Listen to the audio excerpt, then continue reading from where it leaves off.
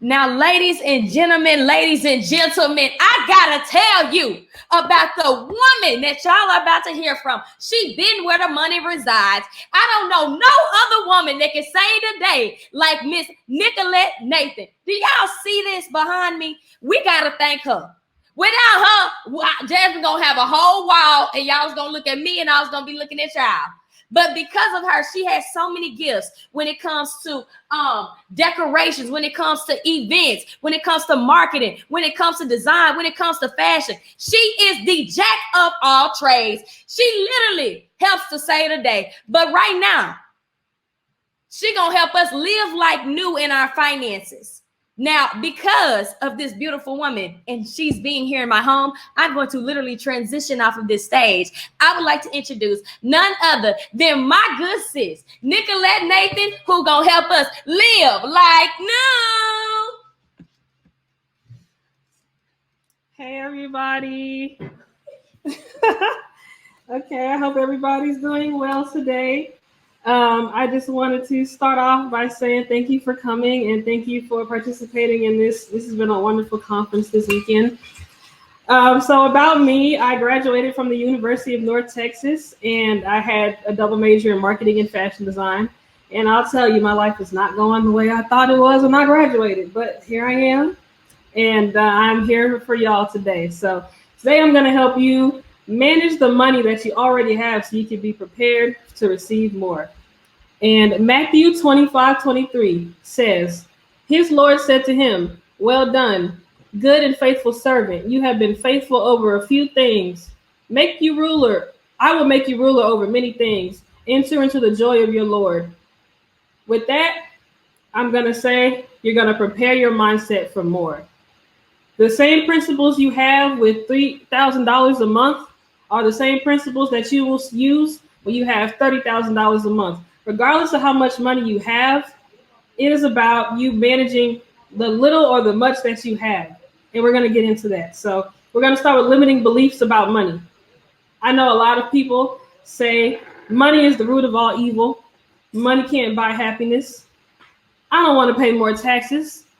I have an inheritance coming. I don't need to make no more money. I'm waiting on somebody to pass away so I can get their money. And we're gonna let all of that go. We're gonna let all of that go. Money is a tool. The Lord made money for us to use. There's nothing wrong with money. Loving money is wrong. Making money your idol is wrong. Using money to live you in a good place. So we're gonna get into that. It's about mindset.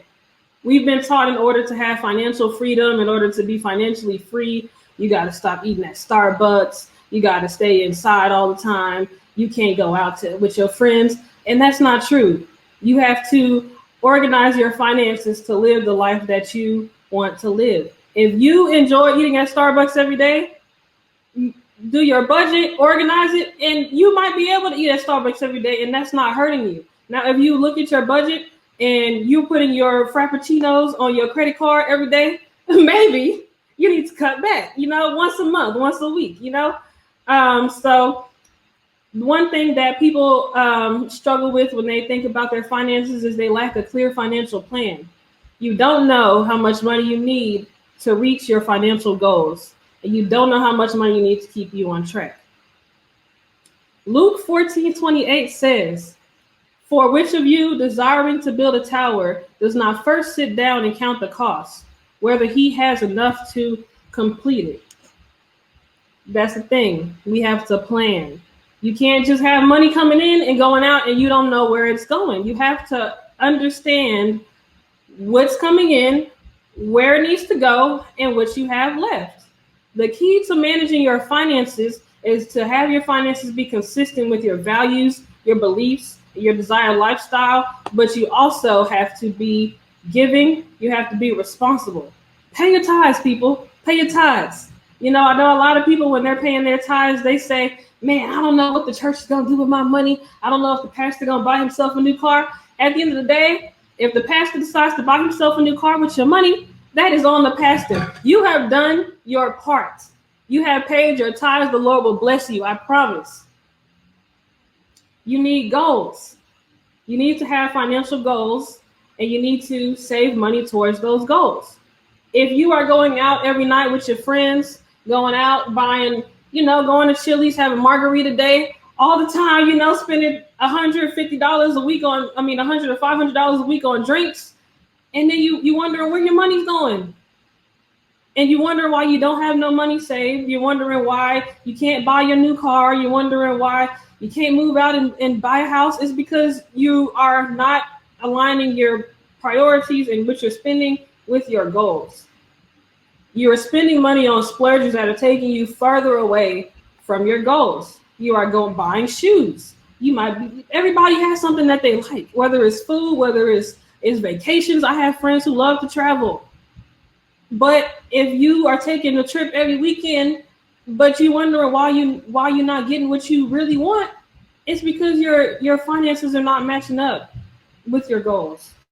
So you need to make financial decisions that align with your long-term plans.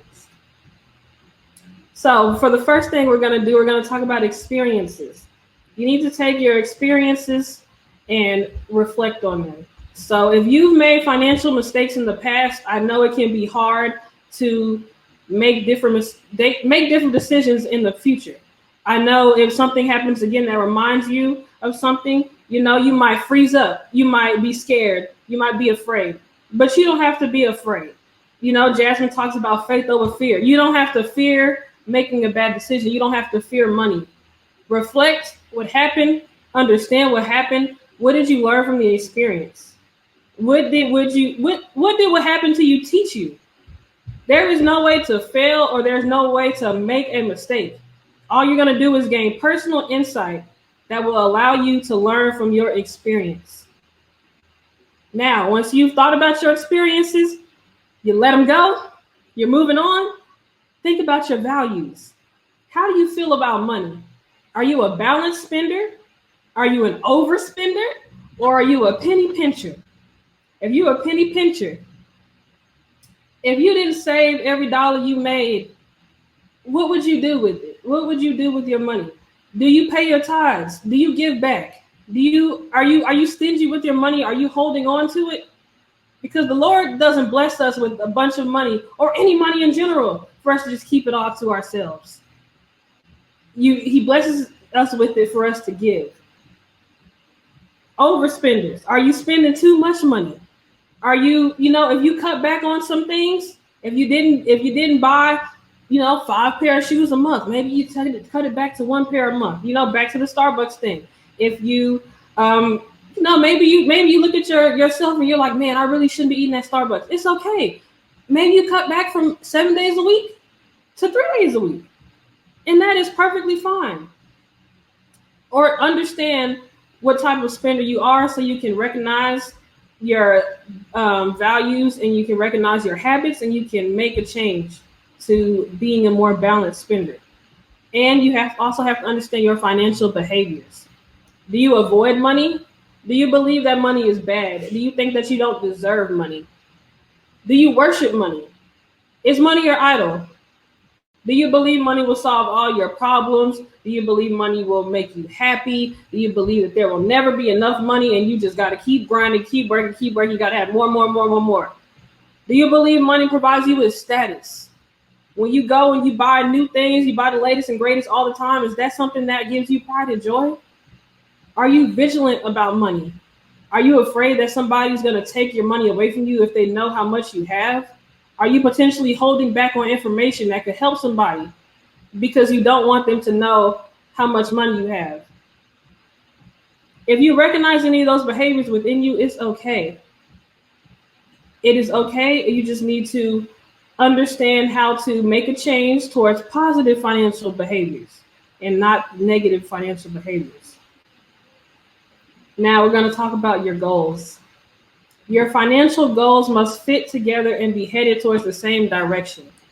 For example, you can't make a goal to, I'm going to save money during the summer, but then you say, I'm going to take the summer off to travel.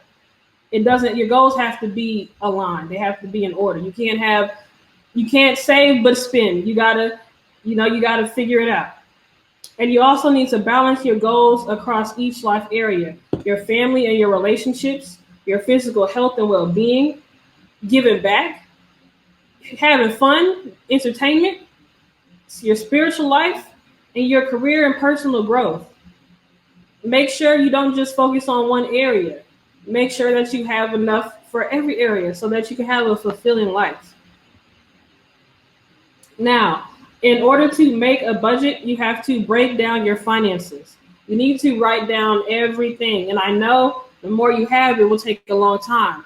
And this is for your personal finances and even your business finances if you have a business. Write down everything. Write down your income. There are 3 types of expenses. There are fixed expenses like your mortgage.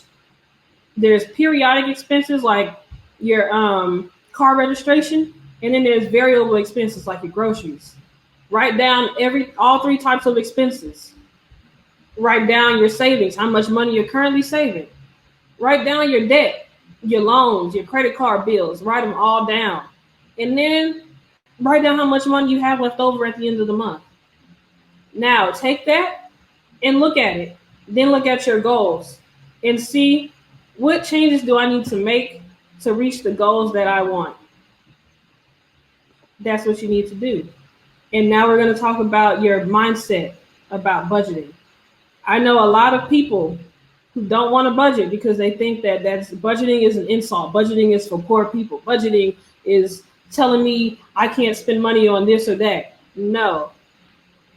We're going to have a new mindset about budgeting. Budgeting is not about cutting spending.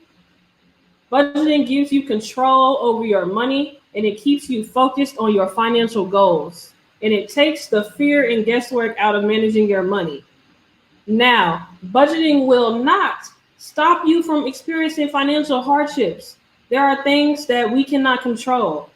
You might lose your job. You might have an accident. You don't know. But the important thing is, because you have a budget, because you have goals, because you've already dealt with those bad experiences before, you now have the confidence to take a step and look and understand what changes need to be made to move forward. Hopefully, if something negative happens to you, you have a savings account in place. But if not, it's okay, because guess what? You will still have the confidence. You will not hope and wish for something to be better. Now, you can have faith that things will be better, but you also have to take action. You sitting down and hoping, man, I hope I get a job. If you don't apply for a job, you can't get a job. You have to take action and apply for a job. You have to take action and start your business. You can't hope for customers. You can't hope for business, and you're not out there marketing. You're not out there putting yourself out there. You're not creating products. There's things that need to be done in order to make a change. So now that you are aware of your money, and you're aware of how your money currently is, you're going to use your budget to decide on how you'll make your money work for you. Your budget will enable you to save for unexpected expenses and also plan for expenses that you know are coming up. It will allow you to save for retirement, but also you want to take a trip in 3 months. Instead of scrambling the month of to come up with a couple $1,000s for your trip, you spread it out throughout the year. Save a little bit each month. Put that in your budget so you're prepared. You can still have fun now, and you can have enough money to have fun later.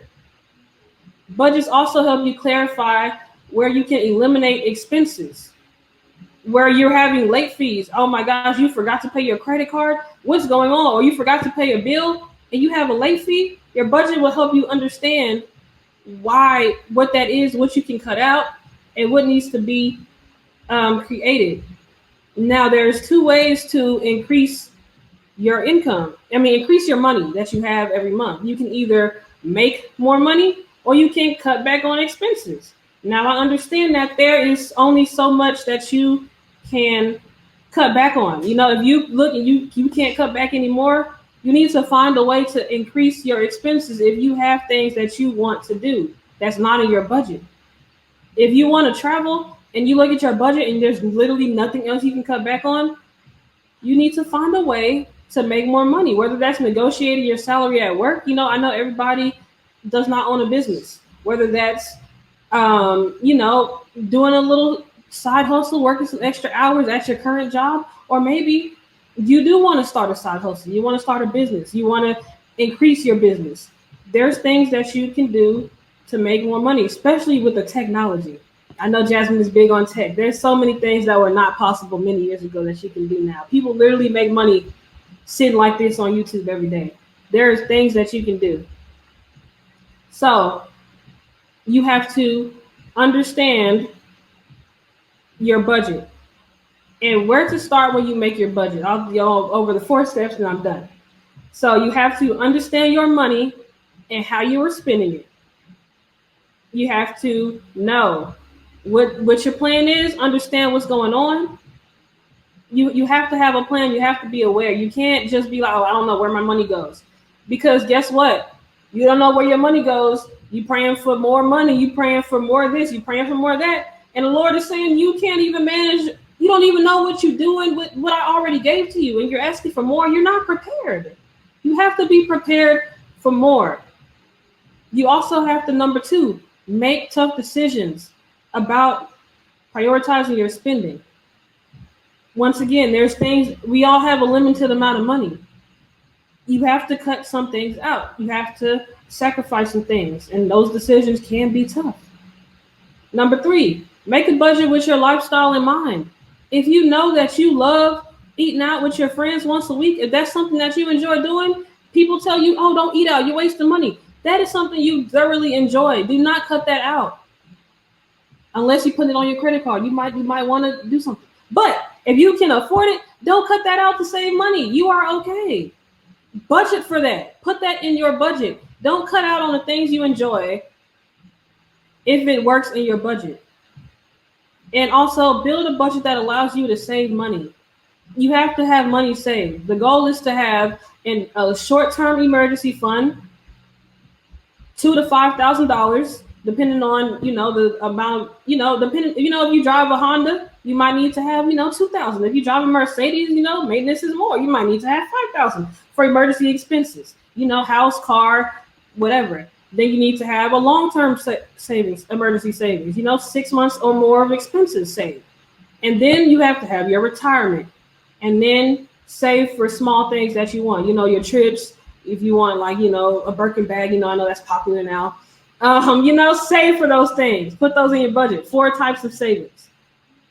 And just make sure you save money. Start with the short term first, long term, then focus on retirement. And then just input your, short term fund, savings fund. Just input that wherever it's needed. And that's all I have for you today. So I really hope this helps you to start living life new with your mindset and your financial goals.